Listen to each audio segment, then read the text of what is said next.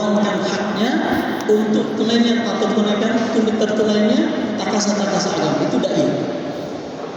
Dia punya hak sebagai istri, dinafkahi, ditemani, dijaga. Kalau sakit berobat, ajak berobat, itu kan haknya istri. Dibelikan pakaian minimal 2 setel dalam setahun, itu haknya istri.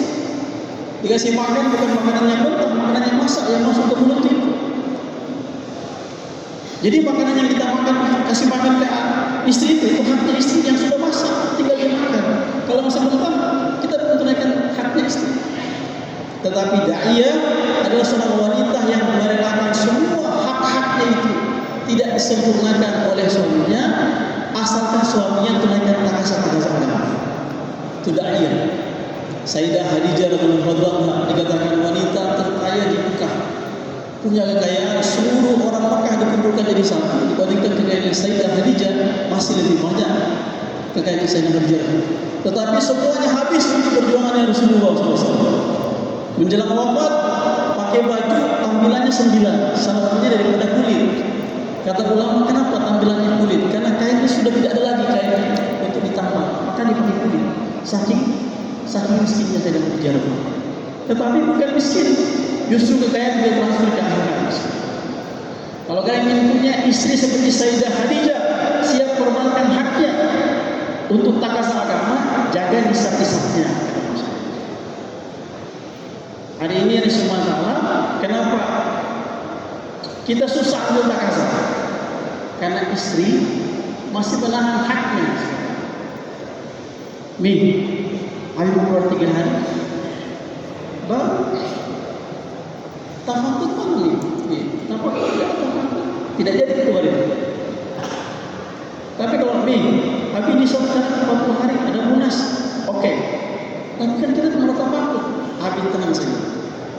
Dia masuk kamar, keluar gelamnya, cincinnya, bawa, jual, pakai untuk fisabilillah. Kalau kalian ingin punya istri seperti ini, korbankan haknya untuk takasa agama, jaga nisab-nisab. Muta'alimah seperti Sayyidah Aisyah menjaga ilmu hadisnya Rasulullah SAW. Dia merintahkan saudara perempuannya untuk menyusui anak-anak Muhajirin Ansor segini mengajar. Dia mengajar itu hadis langsung dengan anak-anak laki-laki dari Muhajirin Ansor. Dari tangan beliau lahir ulama besar yang menyimpan hadis-hadis yang vital dalam Islam. Jadi kalau ingin punya istri yang punya fikir seperti Sayyidah Aisyah dan menjaga ilmu agama, senang dengan ilmu agama, jaga nisab-nisabnya. Abidah, sebagaimana Sayyidah Maryam kita sering mendengar kisahnya dengan zikir, dengan ibadah, yarzuqhu min haitsu la yahtasib. Jadi wanita itu sebenarnya tidak perlu jadi wanita karir di luar rumah. Cukup dia berkarir dengan ibadahnya dalam rumah. Umi siap jadi wanita karir? Maksudnya jadi wanita karir, berkarir dengan ibadah di dalam rumah. Maka Allah katakan yarzuqhu min haitsu la yahtasib. Rizki sebagaimana Sayyidah Maryam radhiyallahu anha, rizkinya Allah mudahkan masuk ke rumah. Mungkin kalau kita tidak seperti itu, tidak langsung rizkinya langsung seperti Sayyidah Maryam, tapi minena kata saya, Allah akan mudahkan masalah-masalah keperluan, asbab ibadahnya istri kita di rumah.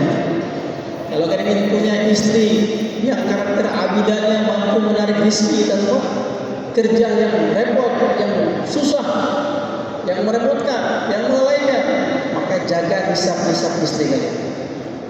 Yang keempat, karakter wanita murabiyah, khadimat sebagaimana Sayyidah Asiyah radhiyallahu anha. Khadimat ini bukan babu, tapi khadimat ini wanita yang melayani hati suaminya dengan sekali-sekali. Ada kalanya perempuan sudah masak, makan bicara. Lagi ada satu hajat yang terpenuhi, sudah, ada makan saya sendiri. Ubi bukan sama-sama, tidak, ada saya makan sendiri. Dia sudah masak, berkhidmat, tetapi hati suaminya tidak dihidmat. Ini belum masuk khidmat. Sayyidah Aisyah radhiyallahu anha dikatakan dari menikah sampai mati di tangan Firaun, sedikit pun tidak pernah dengan matanya, dengan mulutnya, dengan sikapnya menyakiti atau menyinggung hati Firaun. Ini karakternya khadimatnya Sayyidah Asiyah. Kalau kalian ingin mau punya istri seperti ini yang melayani hati suaminya dengan sikapnya, maka jaga nisab istri kalian. Yang kelima, Murubiyah, Sayyidah Hajar ditinggal di tengah padang pasir, tidak ada keluarga. Binaannya satu rumah, tidak ada dinding.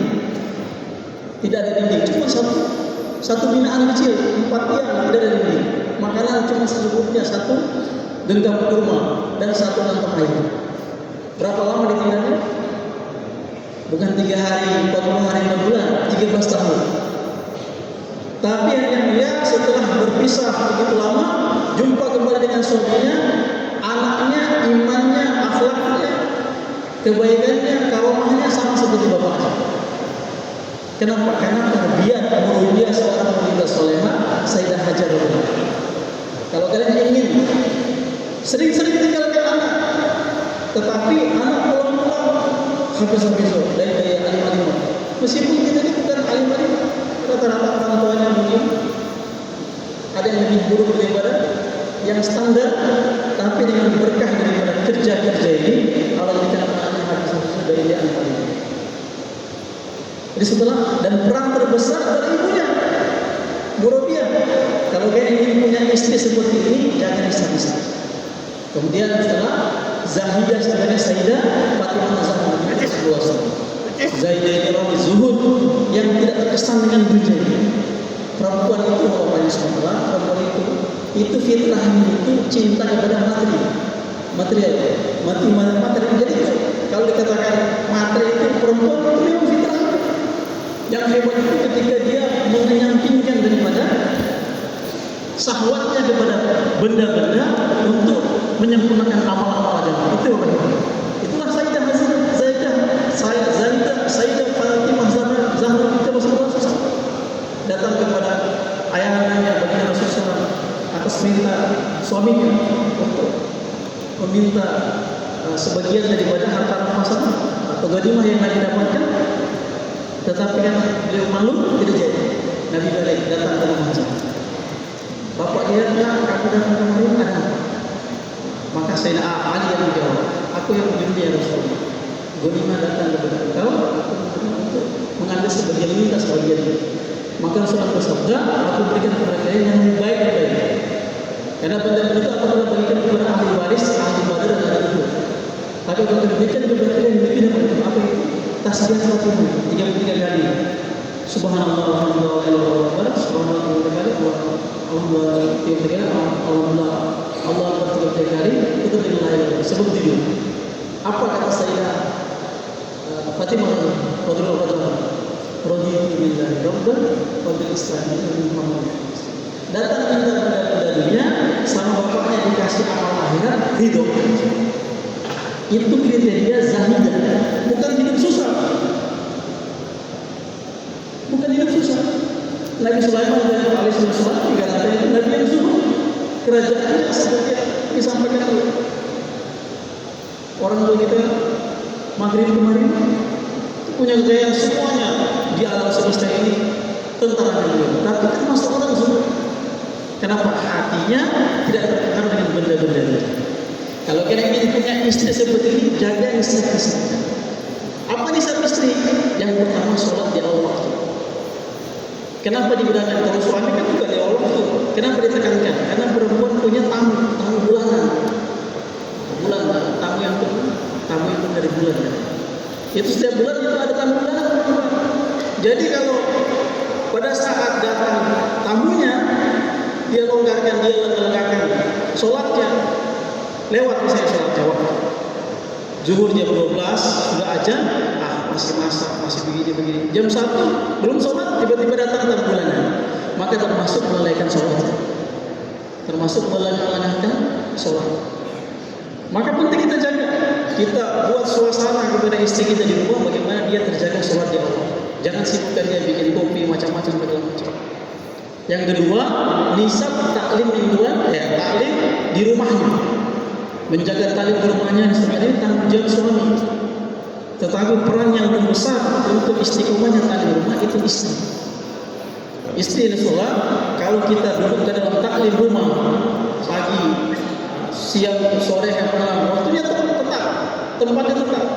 Itu 3 kitab yang disarankan oleh masa kita. Itu barokahnya sudah.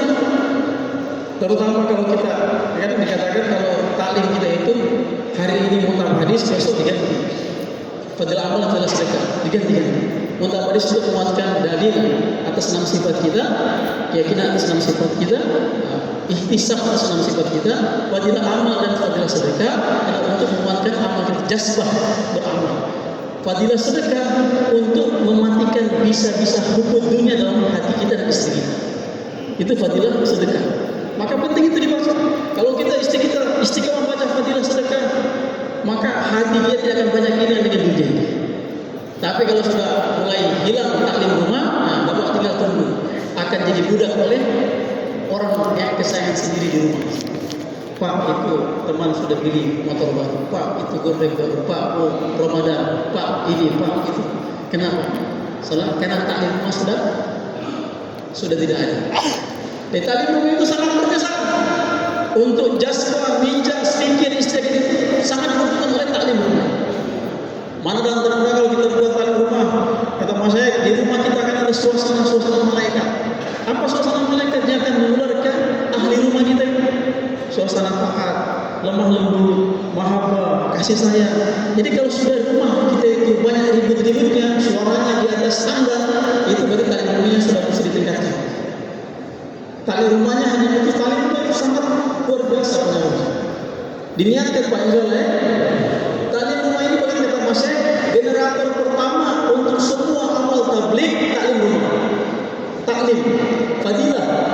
Di rumah itu adalah generator pertama kita untuk ada semangat kerja yang dilakukan taklim. Maka taklim rumah ini semata adalah perkara yang penting kita jaga terutama bapak. Karena ini bagian dari nisabnya ibu yang sangat menentukan